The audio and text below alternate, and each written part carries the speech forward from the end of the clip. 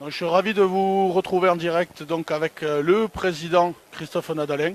Donc, président, content de cette victoire ce soir?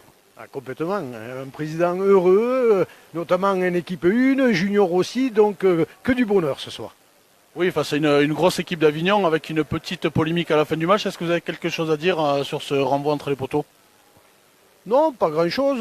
On mérite la victoire comme Avignon aurait pu mériter. Donc on a été meilleur dans l'ensemble du match, notamment en seconde période.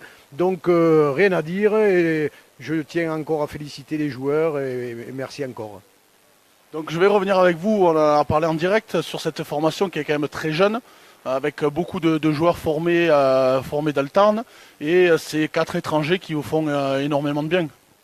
En tous les cas, on est contraint d'avoir des étrangers pour monter le niveau, mais effectivement, on a une grosse école de jeunes et on a d'énormes résultats positifs et on le retrouve encore cette année où il y a des nouveaux jeunes qui nous font encore honneur au niveau d'Albi 13.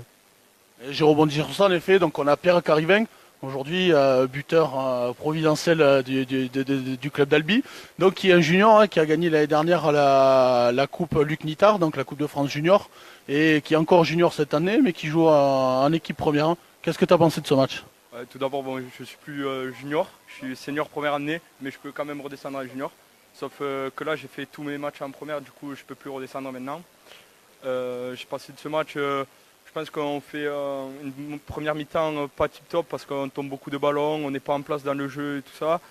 Et en la mi-temps, on s'est remobilisé, on a mis beaucoup d'envie dans le match et tout, on s'est remis en place dans notre système de jeu.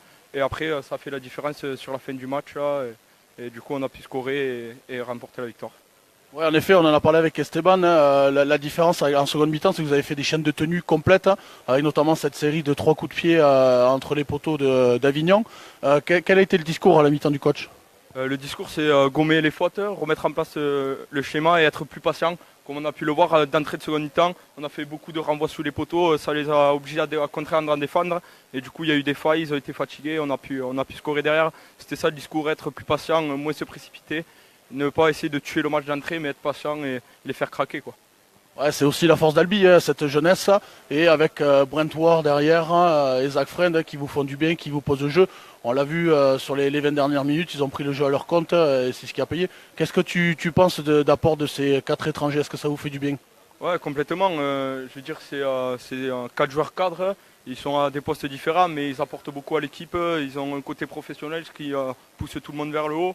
Et c'est un exemple pour nous, quoi, pour les jeunes là, de pousser comme eux et ils nous montrent un peu le chemin. Merci à Christophe et merci à Pierre. Merci à Christophe de nous avoir accueillis pour ce match, pour cette première à 13 ans, et merci à tous de nous avoir suivis en direct sur Facebook. Merci beaucoup.